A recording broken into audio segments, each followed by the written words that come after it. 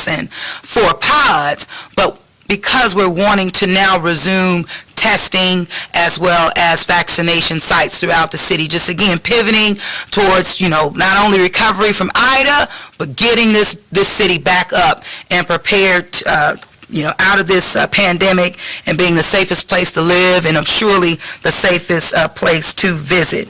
I have every what do you say? As I told the hospitality community this afternoon, I believe with everything that we have as a city that we will be able to, welcome our Saints back to the Dome at the October 3rd game. We know that they will be in Jacksonville on this Sunday. Some issues there with staffing at the Dome, but, I'm very excited and for the city to be prepared to host our Saints again in their home at the Caesar Superdome. That's October the 3rd. The Sewage and Water Board, you'll hear more about this from Ramsey. Progress continues to be made on that front as it relates to our lift stations as well as dealing with sewer in our city. So we are stable, so that's a good place to be. And just continuing again to focus on our infrastructure. We continue to not need a boil water advisory. We haven't entered into one at all since Hurricane Ida and post-storm, and so we're continuing to look good and supply our adjacent parishes as needed with drinking water. But pleased to the progress even that I have been informed about happening in Jefferson Parish and surrounding parishes. You will also see the city of New Orleans, as I said this on yesterday in my briefing to all of our teams, that as we pivot and get out of and moving through recovery from Ida, that we will also pivot to helping our neighboring parishes as we need to in terms of being their brothers and sisters and being their keeper. So more of that will come in the weeks ahead because we understand that the other parishes were definitely great impacted in a much greater way as it relates to Hurricane Ida. You're going to hear more from Peter in regards to our facilities that we have been assessing, and I mentioned in preparation for returning our residents back to their homes, but at the same time stepping up efforts to ensure that just continuity in oversight continues. This is one of the reasons why I've worked very hard, even as a council member, to try to pass a rental registry in our city during those days, and even it being a priority as mayor, wanting to get that done through the New Orleans City Council. But this is, again, our way to have very much good information on our landowners in our city and know in any given time who the appropriate individuals are to contact for maintenance and the like. But this is, one of those strategies that we deemed necessary previously, but absolutely I want to encourage the council to move forward with me on that. I also want to just remind folks, as we have been able to see levels of progress in our city, we still have to be reminded that it was a Category 4 that came our way and was over us for 12 hours. And so we held the line, we continue to hold the line, and I just want to encourage our residents and businesses to continue to push our city forward. I mentioned that City Hall will be opening back to the public on tomorrow morning, 7 a.m., and that I wanted to inform you also that there are several closures in terms of services that our public needs to be aware of that's not under the city's authority, meaning mine as mayor. The Orleans Parish Civil District Court, First City Court, Second City Court, and Criminal District Court have all extended their closure through Sunday, September the 19th. And so with the resume of normal operations expected Monday, September the 20th, the Orleans Parish Juvenile Court, along with the municipal and traffic courts, remain closed until further notice. I do need you to know that we've worked through the issue with the chief judge over at juvenile court to ensure that juveniles who are arrested, definitely get their due diligence within that 72-hour framework to meet with an attorney and the like. So no injustices are being pushed forward with the closures that I've just spoke about. We do expect our schools to reopen between September the 15th and 22nd, and the school system will be notifying parents directly, and of course with the charter management organizations. I do appreciate the Orleans Parish School Board and the New Orleans Public Schools for structuring testing, COVID testing, in a manner in which that will happen prior to the opening of school, because again, we want to stay on track. Stay on track being the safest city to live in, going in and moving through this pandemic, and of course as we move through recovery. Before I turn it over, I did want to really thank Commissioner Donnellan. I reached out. We've been talking for over the past week plus. We've heard the issues or the impacts of insurance companies not wanting to approve alternative living expenses for some of their what do you call it? Relocation expenses. No. When you have a insurance. Policyholders. Thank you so much. I slipped my mind on that one.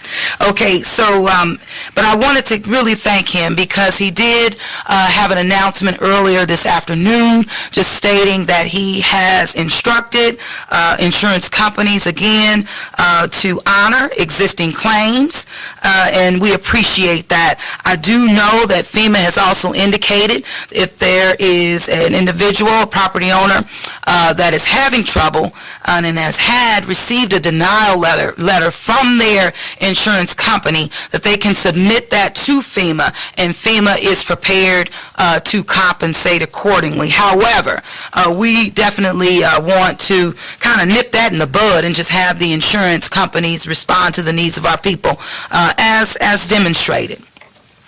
Also, I just wanted to, and there'll be so many more thank yous coming out of this, I have to say, but I just have to, if you don't mind, I have to indulge you a minute on several. Of course, Culture Aid, NOLA, even with the grocery giveaway today, unbelievable. Had to get more of our traffic division out there to help with traffic, but I tell you, the residents responded greatly, which really speaks to the needs of our community. So I'm going to be really focusing heavily on that to see if we can continue to get services out there so our folks can refill those refrigerators in a timely manner. And I know that there are additional resources available, D-SNAP and the like, but it's a need and it's an expense, World Central Kitchen, a Second Harvest, thank you so much, Operation Barbecue. Now, the Saints. I have to give a little shout out to some of my little nephews, they call me Titi. And of course, Alvin Kamara was one of the first and texted me, Titi, what's going on, what can I do, and definitely doing it. Also, as it relates to Jameis Winston, oh my goodness. He called me directly, and he has just been deploying resources and supplies throughout the city, but I'm just saying the trailer that showed up at NOPD on yesterday was just phenomenal, and just speaking to the needs. He said, listen, I want to help those who are helping others, and that means those first responders that are out there helping, but also they need the help as well. And so Jameis, you have been just a shining star, and he even told me, he said, Mayor, I watched that video you did for Russell Wilson. And he said, and I watched that video, and I was adamant about showing you that I'm worth it. And he sure is. So that video paid off in a big way by getting us Jameis Winston. So I had to give him that shout out. Also, Mercy Chefs, Salvation Army, United Way, the Greater New Orleans Foundation. I know that they have received resources that have gone to neighboring parishes and also to residents in Orleans, and so we'll be continuing to work with them. Over 200 volunteers through NOLA Ready have contributed over 700 hours, and that is something that is we're just grateful for and appreciative of. And if I forgot anybody, and listen, the list is so long and strong, and even our mayors, my brother and sister mayors across the country, Mayor Nan Whaley, who is our president of the U.S. Our mayor's conference there, and she's just been every single day. And even, as far as Taiwan, having calls and wanting to contribute resources to the city of New Orleans. And so with that, I'm going to turn it over to Colin. I know I've been a little long, but it's worth it, especially when I have you all here and wanting to get this information. So Colin's going to come up. You're going to hear from Ramsey. You'll hear from Peter. And then, of course, we'll do questions and answers as necessary. Thank you. Thanks, Mayor. Evening, everyone. The Office of Homeland Security and Emergency Preparedness continues to coordinate public safety infrastructure and human services response after Hurricane Ida. For the past 2 weeks, our team has been working around the clock to make food, ice, air conditioning, tarps, FEMA assistance, device charging, list goes on, available to New Orleanians along with other resources. As the mayor mentioned, as electricity returns to homes and businesses, which we are very pleased about, we have assessed resource needs and will begin to ramp down the robust services that are currently being provided into the community. With our partners at the Louisiana National Guard, we've been running 6 drive-through points of distribution. That's the water, MREs, and ice that has been out there. Starting Saturday, those pods will be reduced to 3 sites only. Those will be Joe Brown Park, Skelly Park on the West Bank, and the Dryads YMCA. The pods currently at Lions Center, Wesley Barrow Stadium, and Mahalia Jackson will be demobilized after their closure at 6 p.m. on Friday. And again, the mayor mentioned, particularly with Mahalia Jackson, we want to get back to the Guard will then transition and begin testing and COVID vaccinations again there at that site, most likely starting on Monday. NORD will operate their 8 facilities as cooling centers through the end of the day, Friday, September 10th, and then return to their programming as normal after that. We are planning a supply giveaway at Sunday at select NORD facilities, and we will promote more information about that once it becomes solidified. We're still working on which centers we're going to use, and I would add to the mayor the mayor's comments and thanks. This is a large donation that is coming from the city of Houston. Mayor Sylvester Turner and both the Houston Fire Department, the Houston Police Department, and the Houston Office of Emergency Management coordinated this very large donation. It's going to be a lot of different cleaning supplies and hygiene and essentials, baby supplies, and we're going to get that out to the public on Sunday, and more details will follow. That would be an opportunity to text NOLA Ready to 77295 or follow us at NOLA Ready, and we'll have all of that information as it materializes. Dozens of free meal sites have been running these past 10 days. Similarly, with all of our other commodities that we've just talked about, we expect to see that free meal provision start to scale back in Orleans Parish as power, grocery stores and gas stations and other services are restored. These nonprofits, many of whom the mayor mentioned in thanks, and I would echo that, are focusing their efforts to our neighbors. And they're in a position now to start moving that. I will say, I know at Talk to World Central Kitchen, they may still be cooking out of New Orleans because of the damage in Lafourche and Terrebonne and shipping meals there. And so we really support that as we recover. Our neighbors need this support, and we want to make sure they get it. We're grateful for their support. Their deployment was rapid after the storm, just like it was when we started with COVID. They've been there for us, and we really appreciate it. They've fed thousands and thousands and thousands of people, including our first responders and essential personnel. As the mayor mentioned, we have about 1,000 Orleans residents that are currently in state-run shelters in central and north Louisiana, and about 800 of those relied on transportation assistance to arrive at the shelters provided by the city over the past 4 days. We're now in the process of actively returning them to Orleans Parish and to the city of New Orleans. Anyone whose power has been restored will be contacted for return transportation as early as tomorrow morning. But we are asking that residents who know their property is unlivable or uninhabitable, please stay sheltered. Work with the shelter representatives at the shelter you're in to apply for FEMA transitional shelter assistance. It's available. I would add that this is the time for all of our residents to, if they have someone in sheltering or if someone is in sheltering and is seeing this, make that call. Call your friend, call your family, call your neighbor, find out about your property. We are working with energy to get down to the most granular level we can about where power is, but we don't know every single residence, if it can accept power. So it's important, if you have that lifeline, to call and try and verify that before you get on that bus to come home. We want to see you come home and get into your place. We don't want you to come home and not have a place to go.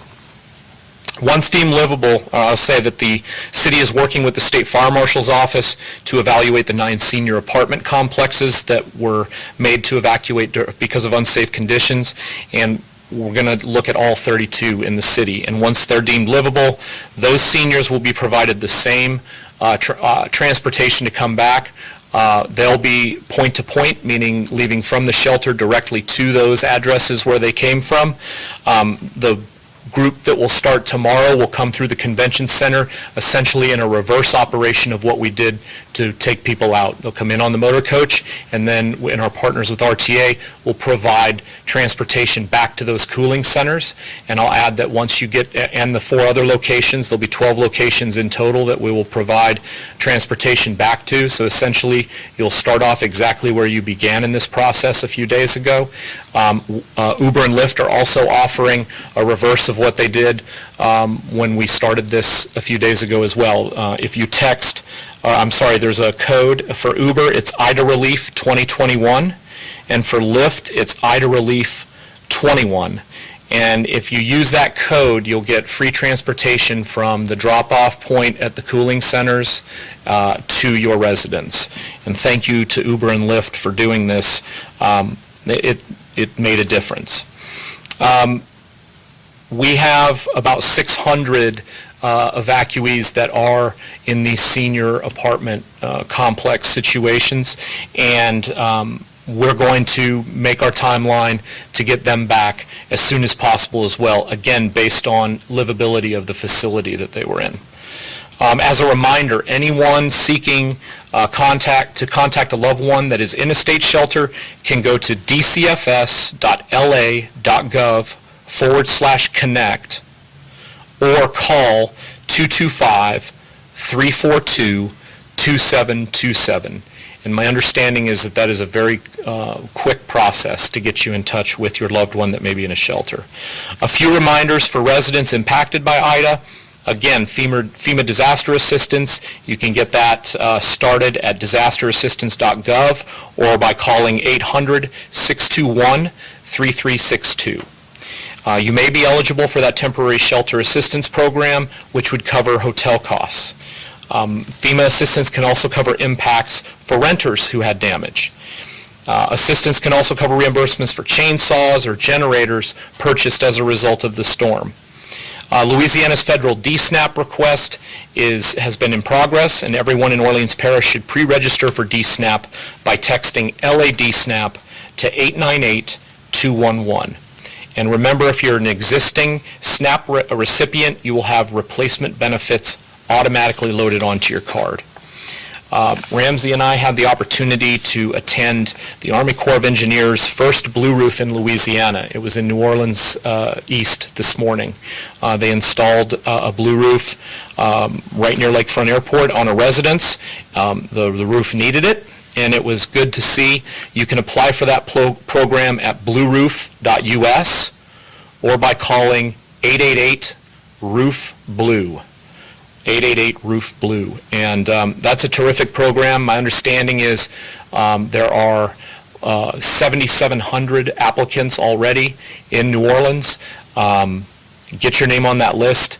We're still 2 days from the height of hurricane season, and one thing that I found interesting was we were told by the colonel that was out there running the program, also ran it for Laura last year, that, we all remember it was gut-wrenching to see that Laura came through and then Delta right behind. They had installed thousands of blue roofs by the time Delta came through.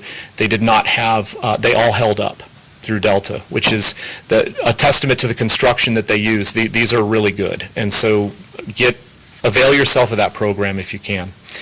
If you need assistance cleaning up your yard, handling a downed tree, tarping a roof, although I would go with the blue roof, a number of community organizations have reached out to us, as they have in the past, and are willing to assist with volunteer labor. Remember, this is volunteer labor, so it depends on how many people are available and the demand, but it's certainly worth a call to Crisis Cleanup at 844-965-1386 to request assistance. There's no guarantees, but there's a lot of good people out there that are trying to do a lot of good, and we want to be kind of a conduit to help encourage that. So I appreciate it. Thank you. And Ramsey Green, our Deputy CAO of Infrastructure, is going to speak to you now. Thank you, Colin. Thanks, ma'am. Ramsey? Thanks so much, Colin. Thank you, Mayor. Just to add one thing on the Blue Roof, register at blueroof.us, blueroof.us. Program is run by the Army Corps of Engineers. If you've already put a temp tarp on your roof, don't worry about it. Once you sign up, they can come and they can remove it and put this much better blue roof on. It's a fiber reinforced tarp with 2x4 fur down holding it down. It's phenomenal. Watching them out there today was a really great way to get out and see some of this exciting work happening. The infrastructure and operations teams of our city continue to aggressively get this place ready for those of you who are out of town and on your way from being out of town, on your way home, and for those folks who are here. I want to be clear on one thing, though. We are not going to sacrifice safety for speed. We will not let speed eclipse the priority of safety. So whether it's a linesman or power or debris cleanup or picking up trash, whatever it is, safety first, because all those men and women out there in the streets, whether they're Entergy, out-of-town line women, Parkways, Sewage and Water Board, DPW, the folks upstairs, they need to be safe. They need to be safe so they can continue to serve you. So please be patient, and that goes to everybody in our city. DPW, I'm going to start there, has now cleaned over 425 catch basins and 6,300 linear feet of lateral drainage lines. Crews were focused yesterday on clearing Caffin between Claiborne and Derbigny, Crowder between Sheff and Dwyer, Bullard between Sheff and I-10, and Reed between Hain and Curran. The emergency contract drain line and catch basin inspection cleaning, which is going to be somewhere around the range of 15 to 20 trucks, just went live on the city's procurement portal. We're trying to get bidders from all over the country, so we're posting it on LinkedIn as well. So if you're into that sort of thing, go on the LinkedIn and look it up. The scope of this work will include cleaning more than 6,000 catch basins and 120,000 linear feet of drain lines. We're going to predicate those decisions on 311 inbound calls and where we cleaned up debris during Hurricane Ida. That's critical work to ensure that the city does not flood due to the amount of debris that's been pushed out there. We also have an emergency contract for street light and street signpost damage assessments. Again, I'm going to keep repeating a few of these things. We've got 540 stop signs that are on A-frame setups throughout the city. Follow them. If you're at a traffic light that is not being a traffic light, it's a four-way stop sign. Please be safe. The work will resume on the Sewage and Water Board DPW Joint Infrastructure Program next Monday on a case-by-case basis. We're not letting everybody come back as we clean up debris. Additionally, if your car is in the tow lot, it is open from 9 to 5. All right, new stuff. DOTD issued a contract for cleaning state highways within the city. That notice to proceed, Mayor, very excitedly, went out this afternoon. They will be addressed in the following order within the city. Elysian Field, St. Claude to Gentilly, Broad Street, Gentilly to Tulane, Tulane Avenue, Broad to Claiborne, Claiborne Avenue, Tulane to Monticello, General Meyer, Berman to Woodland, Woodland, General Meyer to General de Gaulle, Gentilly Avenue, Broad to Peoples Avenue, Chef Mentor, Peoples to Parish Line, Hain, Downman to Paris, and any that we can else find that are state routes within the city, but those have been our real priorities going forward. Additionally, our inspections of all of our city-owned facilities continues. A contract has been awarded for additional support of emergency repair assessments of city-owned facilities. That contractor began onboarding today. We've inspected 250 of our 441 city-owned facilities. All right. Trash and debris, hot item. The city recognizes that the amount of trash that we have, household trash, that you're throwing into your 95-gallon plastic can, is significant. So I'll remind this, normally it's 4 to 5 blocks of picking up trash to go to the landfill. Now it's 1 block. There's just too much out there. So the city is issuing an emergency contract for additional assistance to pick up household trash related to Hurricane Ida. That's everything you threw out of your refrigerator. We're hoping to issue that notice to proceed this weekend, hopefully no later than early of next week, but that's going to require some of your patience, which means, some of that trash is going to be sitting there for a little bit. Good news is we have Metro operating with 14 trucks, which is the Metro service area. They're tracking to do a pretty good job by the end of this week, and Richard's disposal is up to 8 trucks right now. So while we were at staffing of 30%, that number's gone up a little bit as people have come back into town, power has come online, and labor has become a little bit more available. We also have recycling continues to be suspended. But what our plan is to have this contractor support come in for the household waste and use our existing contractors to restart recycling. We don't want recycling to stop. You think about that this storm is related to climate change. The worst thing we can do is forestall the things we're doing to fight climate change as we clean up from a climate change event. I don't like the irony of that, so we're going to keep recycling going. Thank you. It's like the micro machine guy. Thank you, Mayor. You're always looking out for me. I appreciate it. So we're not going to stop recycling, but we have to for a moment. All right, debris removal continuing today. We are really focused on our city assets, PD, FD, cooling centers, et cetera. Our contractors are picking up trash from all over our public facilities. So that's moving really well. The city's pre-approved debris management sites are now active. So, Hendy on the West Bank, 2301 Hendy, Old Gentilly Road, Gentilly Landfill, Elysian Fields, Recovery 1. All of those sites are city-owned, which means pre-disaster, we had approval from the State Department of Environmental Quality to put debris there. So, if you live adjacent to those locations, I'll say them again, 2301 Hendy on the West Bank, Old Gentilly Road, which is 10200 Old Gentilly Road, Gentilly Landfill, you already know that's there, Elysian Fields, 2829 Elysian Fields Avenue, and Recovery 1, our old landfill. Those are all city-owned. We're storing debris there. So if you see trucks coming in, it's not out of the ordinary. That's how we do it. It'll probably be there for about 90 to 120 days or so. That is new activity happening now because we started doing the debris pickup yesterday. All right, parks and parkways. Forestry continues to remove obstructions from right-of-ways and now public trees that have fallen onto structures. So if one of our city trees, which is on the sidewalk, fell onto your house and you haven't called 311 yet, call 311.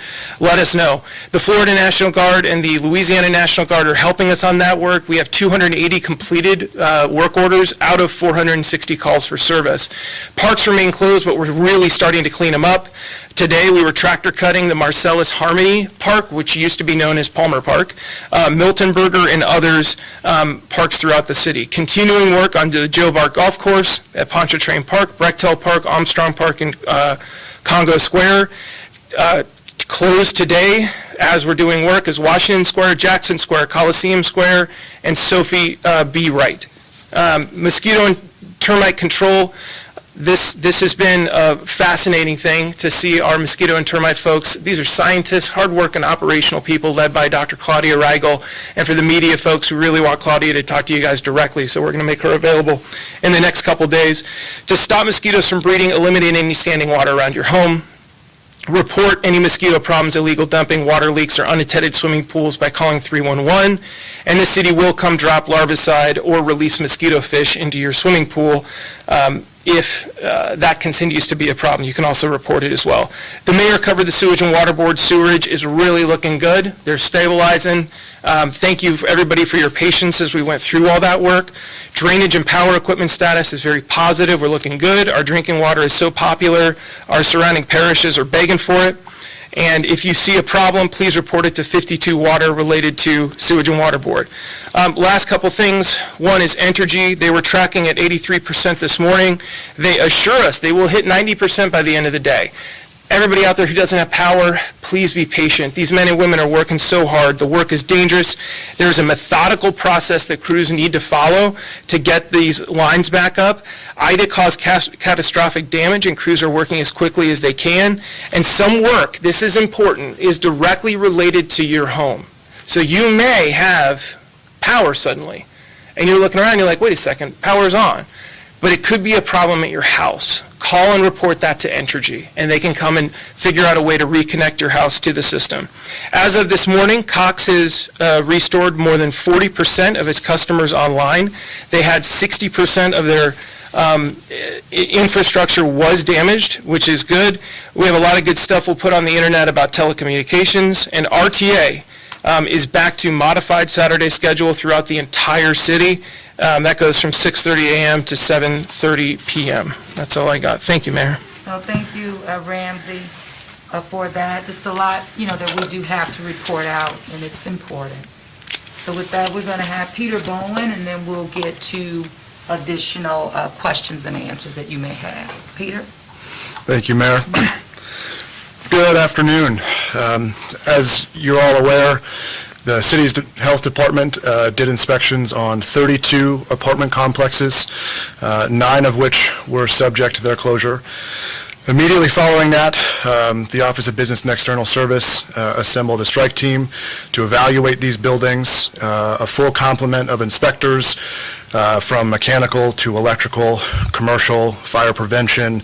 As of this afternoon, had finished our assessment of those 9 closures and had communicated with the building ownership and property management what items needed to be cured. Again, we were looking for things that either were or could become problems to either life safety or quality of life, inspecting and ensuring that all items were operational, from the fire suppression systems to the pumps to the sprinklers, elevators, anything like that. But also taking note of any other items that potentially were either code issues or not up to building code or standard, but that would not prevent folks from returning to their homes. Priority here, again, was to document everything, but cure the items preventing those folks from coming home safely. So we've completed those assessments. I believe all but one have been cleared to reopen, and that included a visit from the state fire marshal to sign off behind us. We are working with the ownership on that last building. I don't foresee it taking longer than Friday for them to be able to reopen, so that's good news for our folks who want to come home. Again, we are committed to curing the other items that were mentioned. We talked about preventative maintenance that had been deferred, other work without permits, some pretty silly things out there that the department will continue to follow up on and work with these buildings until everything is cured. We will continue our assessment of the remaining 23 facilities that were not subject to closure, looking for all of these same items as well. It's going to take some time, but we hope to complete that by the end of next week. We've also noticed, if you are living in any commercial building and you feel that the property management company is not doing what they're responsible for, like collecting your commercial trash, which is not collected by the city, please call 311, and they will communicate with code enforcement, who will work to make contact and hold those building owners accountable. Also, fielding a number of questions as well. We issued the first thing Monday morning to Entergy to allow the reconnection of power to any residents that they could safely do so. So there is no one out there that is waiting on a safety and permits inspector or a permit from the city to get their power restored. Our instructions were to make the repairs, get the power back on, file the permit when you can, and we will send an inspector out as soon as possible to verify. But again, we want to get folks home. And the same goes to other damage and repair. Again, secure your property, prevent further damage. If you live in a historic district, please don't do anything that you know would be inappropriate, but take care of your property and we'll clean up the paperwork as soon as tomorrow. The mayor mentioned that City Hall is open tomorrow, so that's our next biggest priority, is getting normal operations back up and running so that our land use agencies can serve our customers and make sure that we are issuing permits and doing building inspections in a very timely fashion. And good news, we are working with the city council to route the appropriate ordinances to waive all permit fees related to rebuilding or repairing damage to property. So we don't want that to be an additional burden on anyone. Unless there are any questions about our work in the field or safety and permits operations post-storm, I'll turn it back over to the mayor. All right, well, you'll turn it back over to me, and I'm going to turn it over to Allison, and she's going to rotate us in and out as it relates to questions. I didn't even, I meant to thank even Mayor Sidney Bartholomew and Mayor Landrieu for just reaching out and being out there as well. I know Mayor Landrieu saw him multiple times at the World Central Kitchen. So with that, Ms. Allison. WWL, Mike. Two questions. One, I guess the first would go to Mr. Bowen. In regards to these facilities that you have gone into and inspected, you've mentioned you found code violations, work done without permits. Do those facilities face any type of repercussions for that? And the second would be, I guess, to Mr. Green or Madam Mayor, are you able to comment at all in regards to the Claiborne Bridge incident from last night? Okay, thank you. Peter, you can answer in regards to those violations and, of course, their ordinance on the books and policies associated with their accountability. Absolutely. All of those items will be subject to administrative adjudication through the Office of Business and External Services. So in tandem to the folks on the ground who are taking photos, doing the documentation, and getting eyes on, our legal team in code enforcement is building and preparing any necessary adjudication needs to happen. So anytime that a work is performed without permits or there's a code violation, they are subject to administrative fines. Again, first priority, making sure folks can come home safely, but it is absolutely a top priority to hold people accountable and to make sure that folks are maintaining their building for all of our residents. Thank you, Peter. And in regards to the St. Claude Bridge, as you mentioned, that is under DOTD.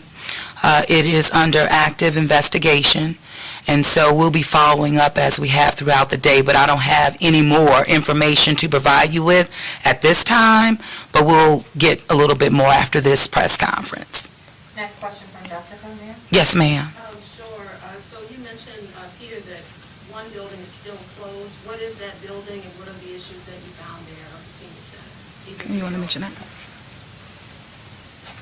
I actually don't have the name of the last building. I just got the text before we walked into this room that they were approaching the final visit. Happy to follow up with you after, though. That would be great. And just a quick, you mentioned other buildings had like issues like deferred maintenance. Could you describe some of those issues that you found? Sure. And so we, again, we're looking at pump rooms, sprinkler systems, elevators. And again, remember, many of these are all independent, so we did a random kind of sampling of interior units. We did not get into every single one, many of which have individual water meters, water heaters, all those things, and so we are, as I said, going to follow up and schedule appointments to make sure that we are looking at everything. But, the first site we went to, the pump room door had been painted shut.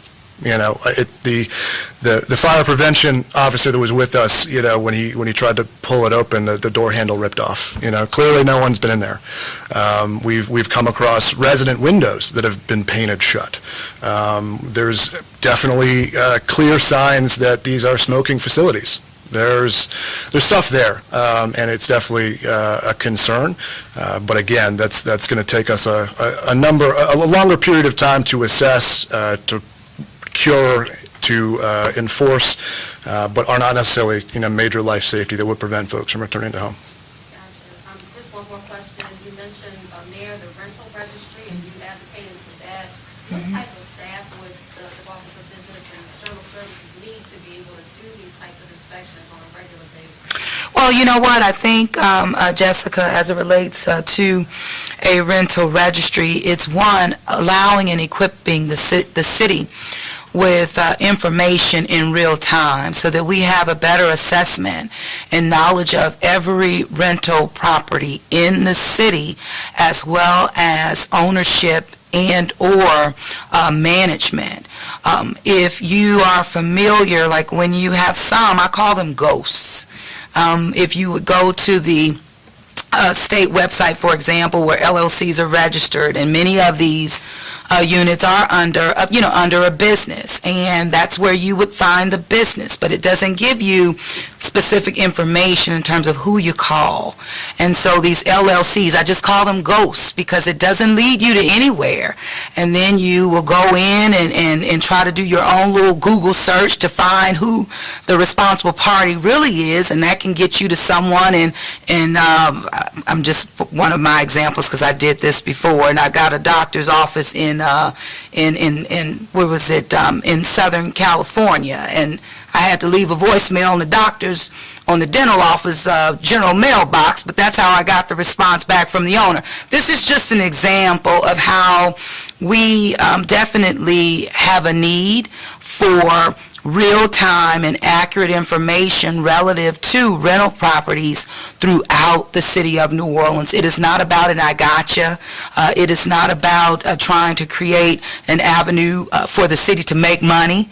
It is just really for us to have information so that when we get reports that come directly to us, that we know who the ownership is and can respond, in a timely manner. We also know that we have ordinances on the books relative to occupied properties, in the city, but we need that registry so that we can align the proper protocols and procedures and have those policies in place so on the administrative side that we can respond accordingly.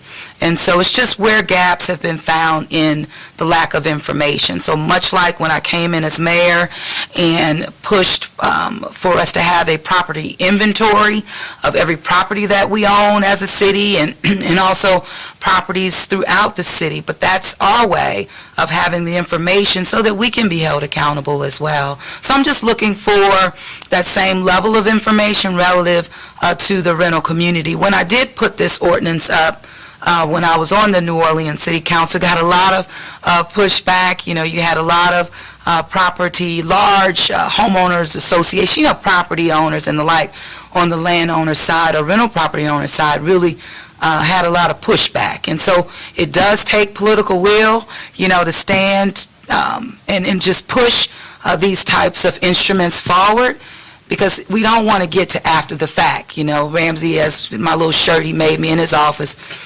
after the fact, later for that. We really want to try to be proactive, and it's sad that we've had to lose people, but I definitely don't want us to have to go through this again as a city, period, regardless of who's in place. So that's a work in progress. Yes, ma'am. Last question, I apologize. Okay.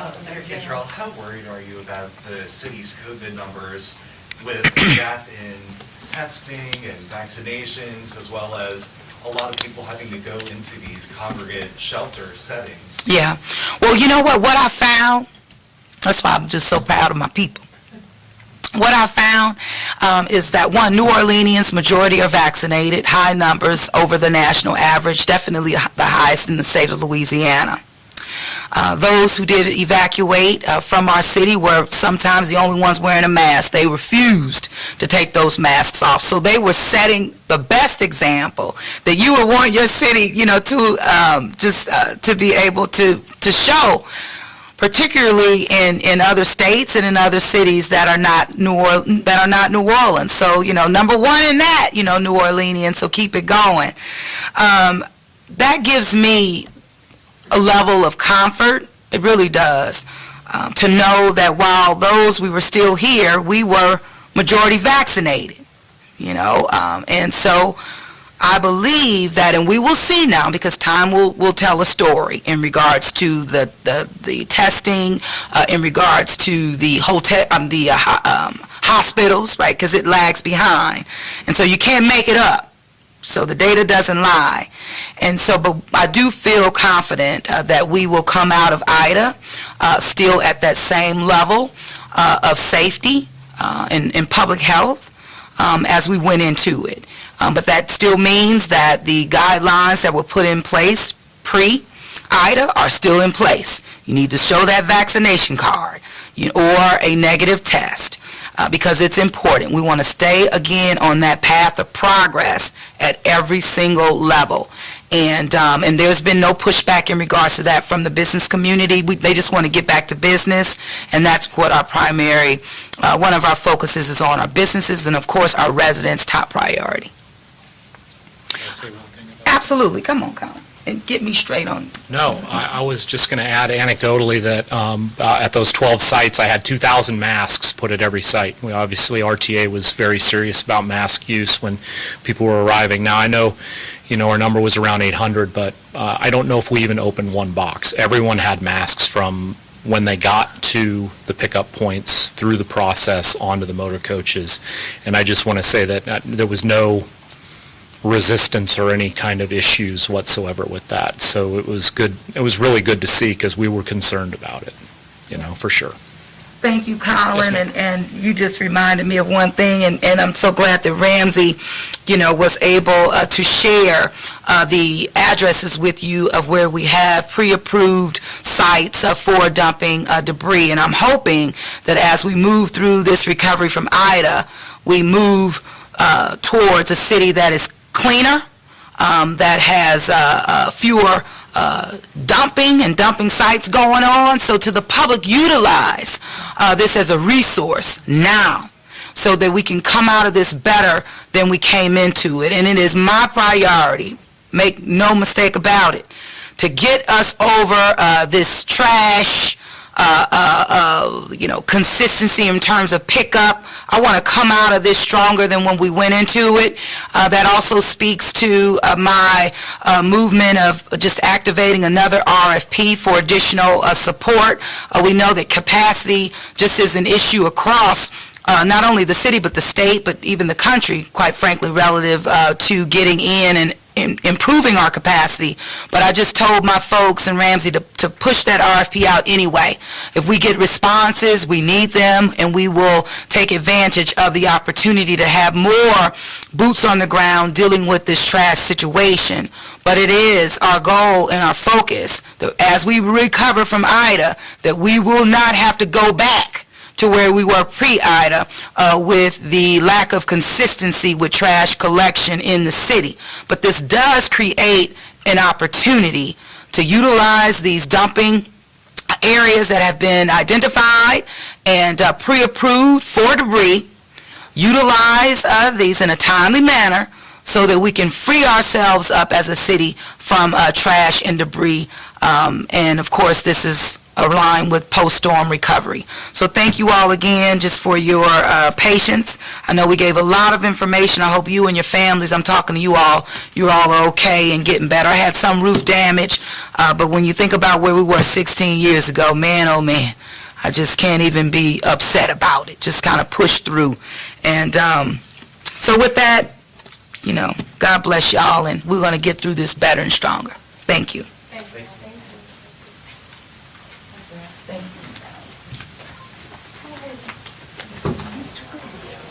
Hi, I'm so sorry, but you gave so much information. Do you mind if I borrow your notes? I can give it back. I promise. Somebody email, please. I can do that. Okay, thank you so much.